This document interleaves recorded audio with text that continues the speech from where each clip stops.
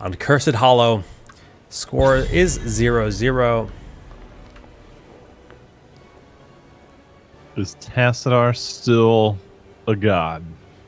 Yeah, man, he is. I mean, didn't you know? Apparently, I didn't. This Open Division is just like, yep, Tassadar's still really good. I love it because he's not a one-trick pony anymore.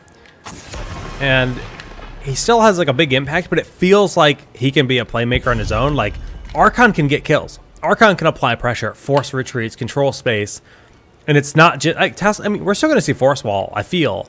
But the Protoss Brethren being banned out once more, like, they're probably not related at all. I probably sound a little bit weird by saying they're brothers, but they're brothers in arms, okay? Yes. But Tassadar over Ragnaros, is that how good Tassadar still is? Or is he even better? A lot of people are really high on this guy, man. I feel like Cursed Hollow makes it subjective to... Like, in some maps, I'd say Rag probably the better option, but Tassadar just the vision, in his ability to stall. Sure, you can do it with Molten Core, but he's always going to have Psystorm, right?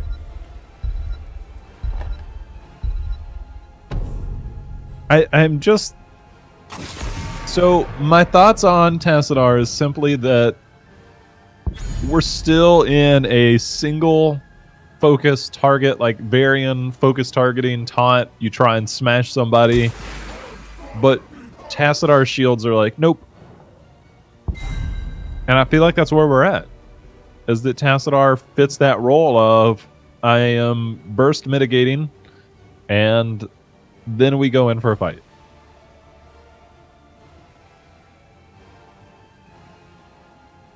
Perfect. All right, Ragnaros, first pick. No surprise there.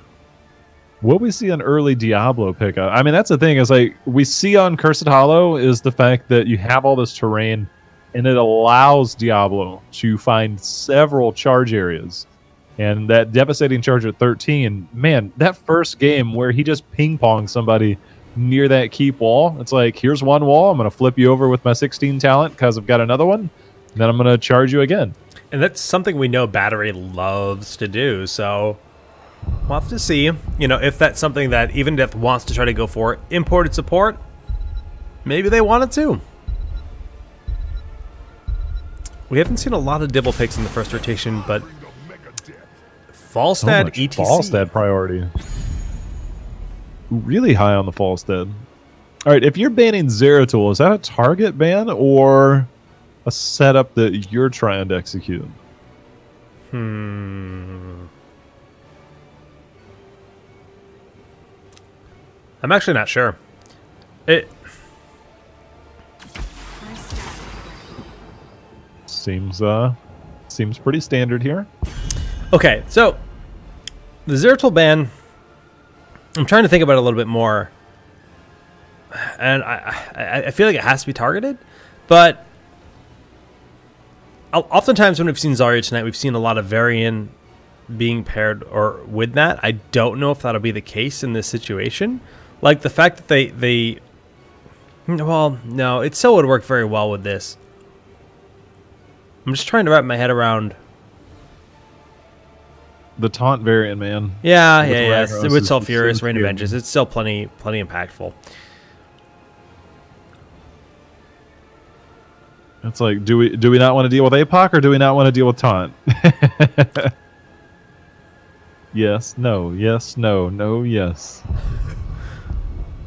Yeah, well, Diablo, Varian, both being considered.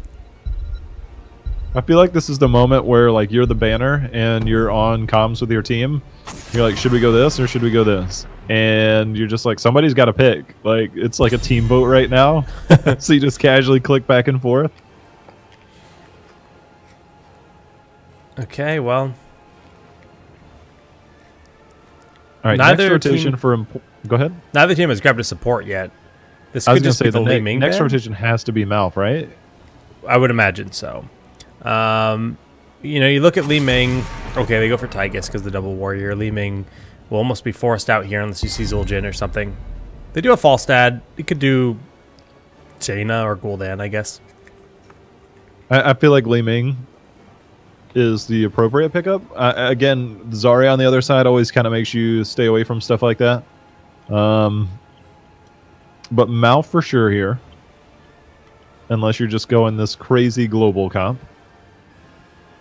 But I feel like Malf is here, and then you have to... I mean, because all the damage is picked up on the other side for even and death, you can basically... you already know what you're trying to counter. They'll obviously be going a warrior, which will probably be something like the Diablo, or Muradin. Heaven forbid, like, he actually gets played again. Muradin will never be played again. Time. Don't get excited. He's gone. There's a Malfi. Dahaka. There's two Global. globals. Do they answer that with a Rhaegar, or do they try and go Brightwing just so they have a global of their own? Because right now, there's not a lot of burst damage on the side of imported support, so Brightwing becomes a lot more favorable. So Falstad is basically going to be your main damage dealer for now, unless you end up going something like Li Ming or Jaina. But you already have Zarya shields to soak up a lot of that damage. There's the Diablo pickup. And battery is very comfortable on that hero. I mean, it's a guaranteed. Brightwing will be that global response and support.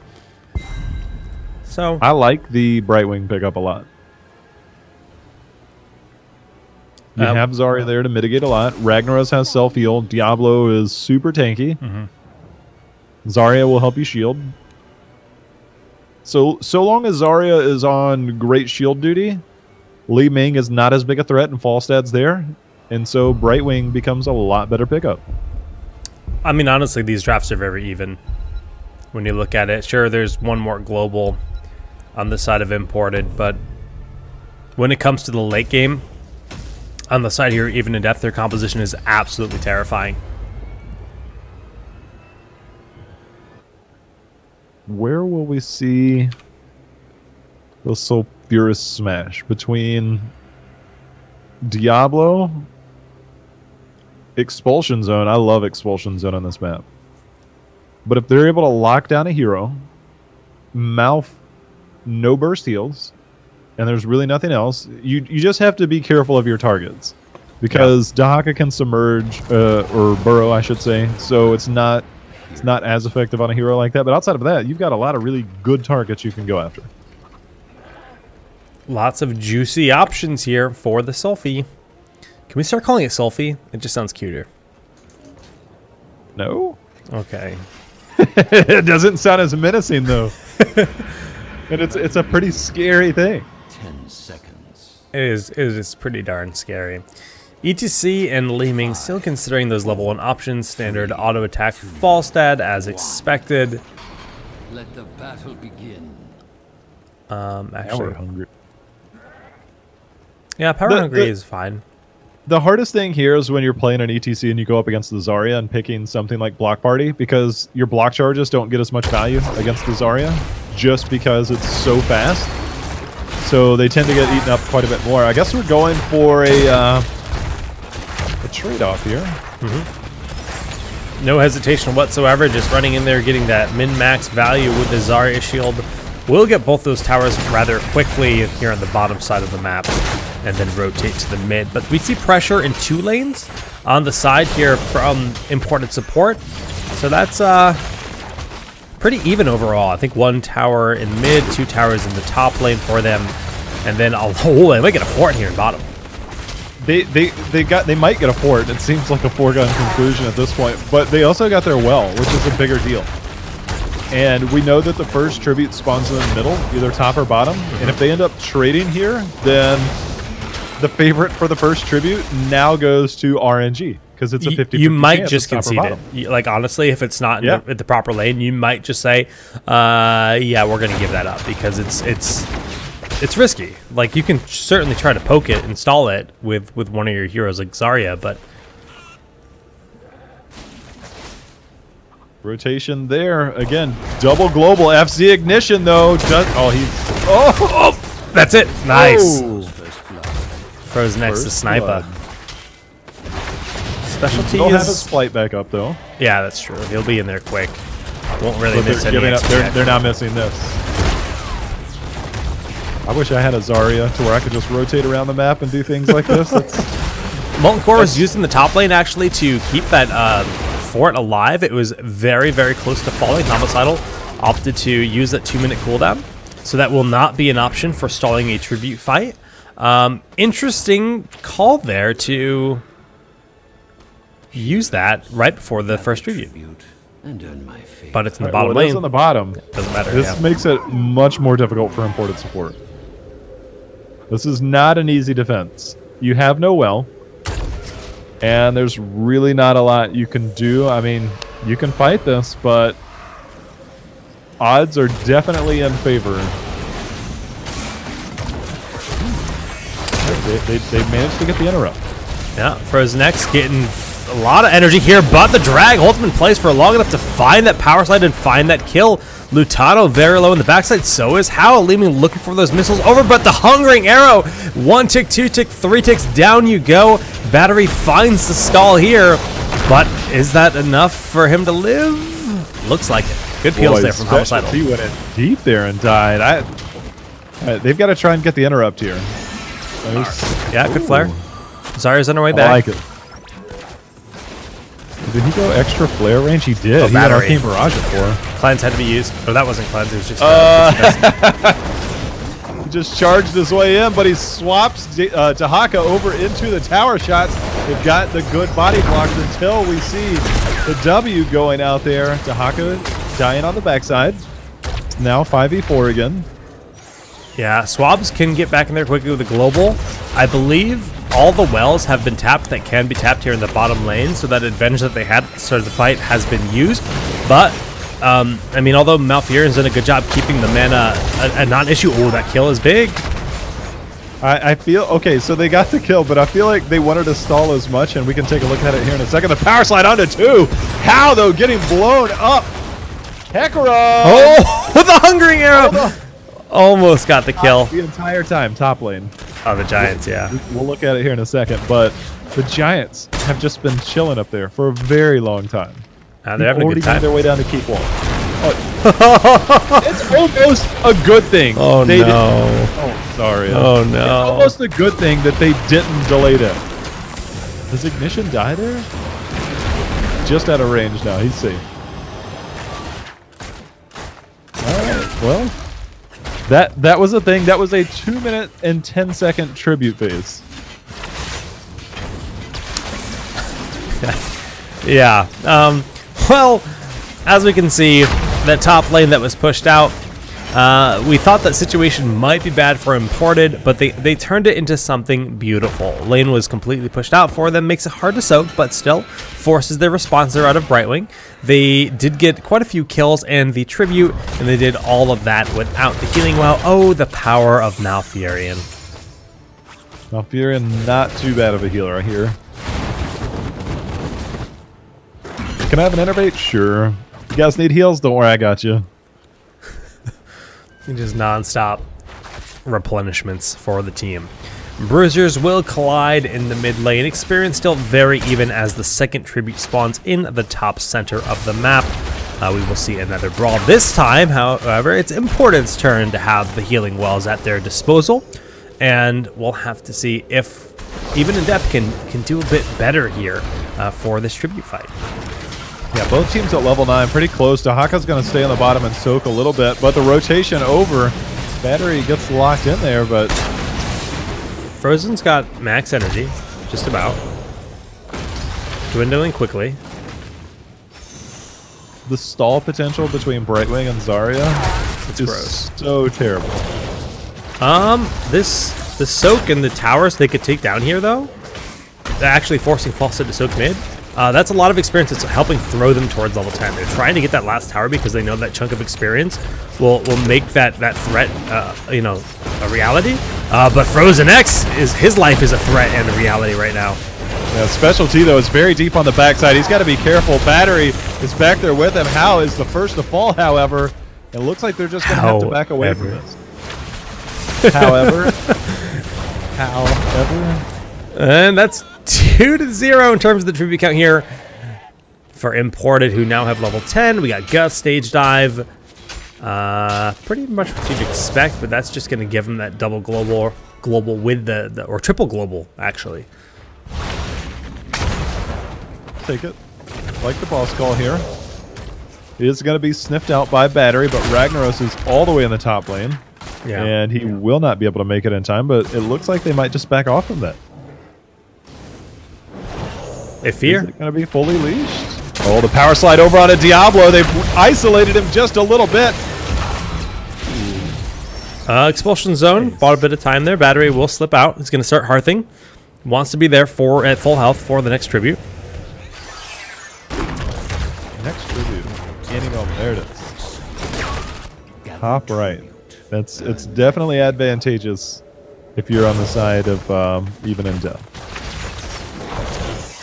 Yeah, in that position, you think about your ability to pressure, control space with Diablo, the follow-up with Sulfur Smash Rate of Vengeance. I mean, this is when their composition really becomes scary. Expulsion Zone ready in 10. That's also going to be very big power utility for them in this fight.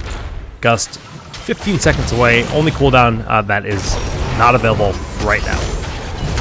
There they go. So Sulfur Smash comes in, connects with Hecarim. But look at the roots there as they land and isolate a few heroes. Yeah. Let's hit the reset button, though, Jake. Time to go again. Smash is down, though. Yeah, without Sulfurous, they don't really have the same, instantaneous impact there. Expulsion Zone, however, will seclude very nicely, forcing out the cleanse and the power slide from Hecarim, but he did take a lot of damage.